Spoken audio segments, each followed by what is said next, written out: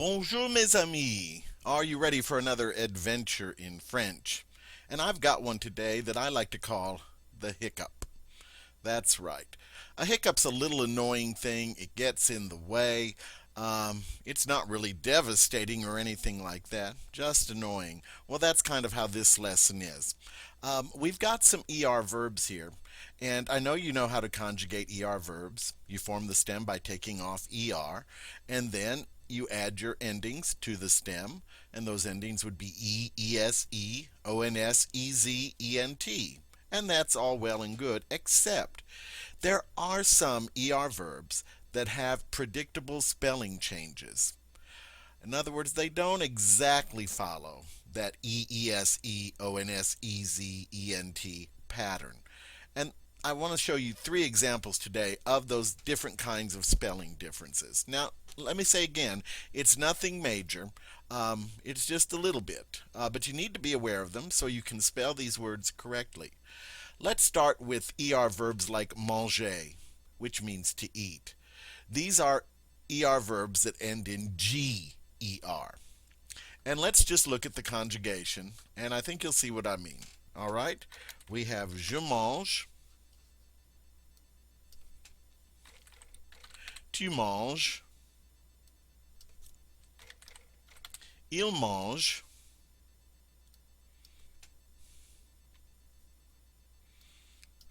right? Nous mangeons, vous mangez,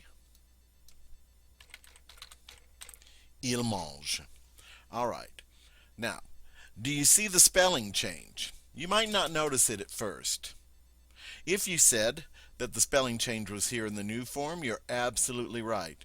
Notice that my stem is M-A-N-G. However, in the new form, look, I've got an extra E in here. Where did that come from? Well, this is going to happen with all ER verbs that end in GER. Everything's going to be the same as a regular ER verb except for the new form, where you're going to add an extra E onto the stem. And here's the reason we do that. Notice how these all sound. Je mange, tu manges, il mange. Nous mangeons, vous mangez, il mange. They all have that nice mange sound in them. And as you know, the French are all about good sounds. Well, if we didn't have this E here, and we just conjugated this verb normally with an MAG stem, then our true new form would be MANGONS. Here, let me get rid of that E and show you. There. Now this is how it would be conjugated as a normal ER verb. But notice now the difference in pronunciation. Je mange, tu manges, il mange. Nous mangeons, vous mangez, il mange. Notice we lost that nice soft G in the new form, because whenever a G is followed by an O, that G is going to have a hard sound. And this would be nous mangeons. Well, now you know the French aren't going to stand for that. They want to have a nice soft G sound in this entire stem. So, what do they do to keep that G soft?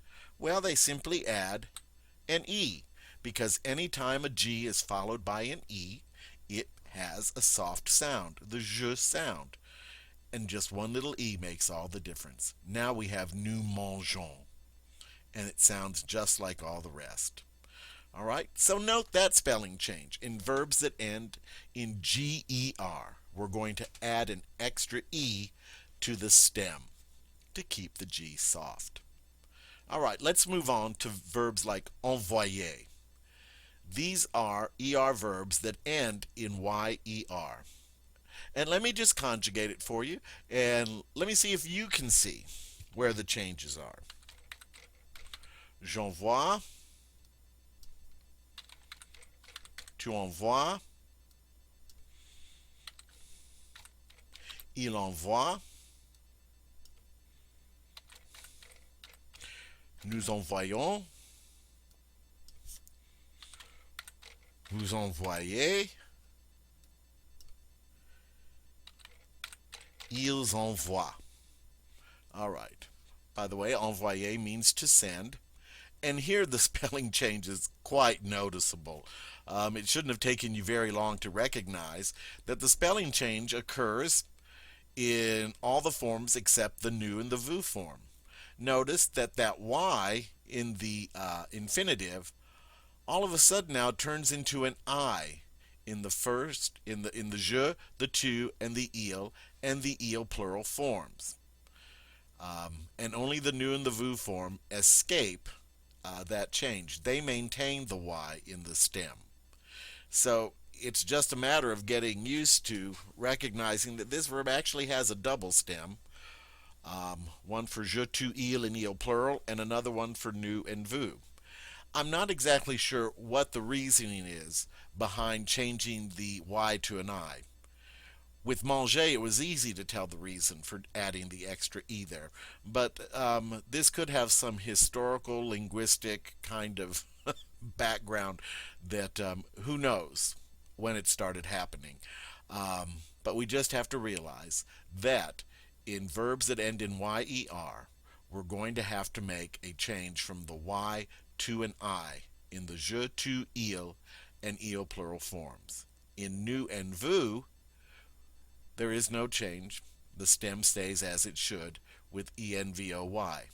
But now notice, changing the y to an I does not in any way change the pronunciation.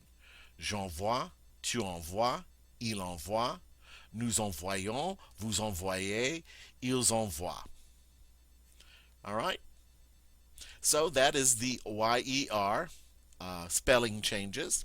Very interesting, don't you think? And now, let's move on to the third kind of spelling change, and that happens anytime we have an ER verb that has this pattern at the end. E accent aigu plus consonant plus ER. I'll say that again. E accent aigu plus a consonant plus ER. And as you can see, the verb préférer fits that description. It means to prefer. Again, let me conjugate, and let's see if you notice the spelling change. I have je préfère. Oops. Lost my accent there. Still don't have it. Well, now we're running into all kinds of trouble. Let me get my head together. All right, I think I've got it now. Ah, très bien. Je préfère. Let me just copy that. This will be easier. Tu préfères. Il préfère. Nous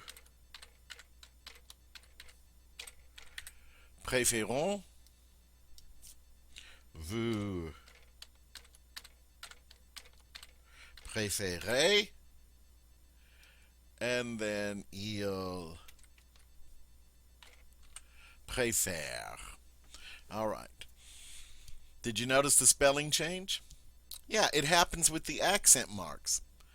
All right. Notice that second E with the accent aigu, the one that comes just before the consonant, notice how it flip-flops throughout the pronunciation. It changes to an E accent grave in the je, tu, il, and il plural forms, but it remains an E accent aigu in the nu and the vous forms. Are you seeing this pattern where the nu and vous forms seem to escape the changes, while the poor je, tu, il, and il plural forms have to undergo them? All right. In this case, in the je, tu, il, and il plural forms, that second E accent aigu changes to an E accent grave. And I believe the reason for this change is simply, again, for euphony or good sounding. The French want a language that sounds good, and they're willing to bend the rules in order to make that happen. It sounds very awkward to say something like je préfère. When you make that long A sound of the E accent aigu, it kind of makes the pronunciation of the R a little strange. And normally, in French, you do not have that long A sound in a closed syllable. And a closed syllable is simply a syllable that ends in a consonant. All right? So in the second syllable here, this faire, it's very difficult to say faire, but it flows very easily to say faire. And we don't have that long A sound complicating our pronunciation. So I think that's the reason for this spelling change. It's simply ease of pronunciation. And see, we don't have that issue in the nu and the vous forms because here we have three syllables, préférons, and as you can see, this second syllable is an open syllable. That is, it ends in a vowel. And it's very easy to say that long A sound there, préférons. The same with the vous form, préférez. All right? But in these others, the je, tu, il, and io plural, for ease of pronunciation, we simply change the I accent aigu to an I accent grave. That changes the sound from A to E, and that short vowel just seems to work much better in closed syllables. So we have je préfère, tu préfères, il préfère, nous préférons, vous préférez, il préfère. All right?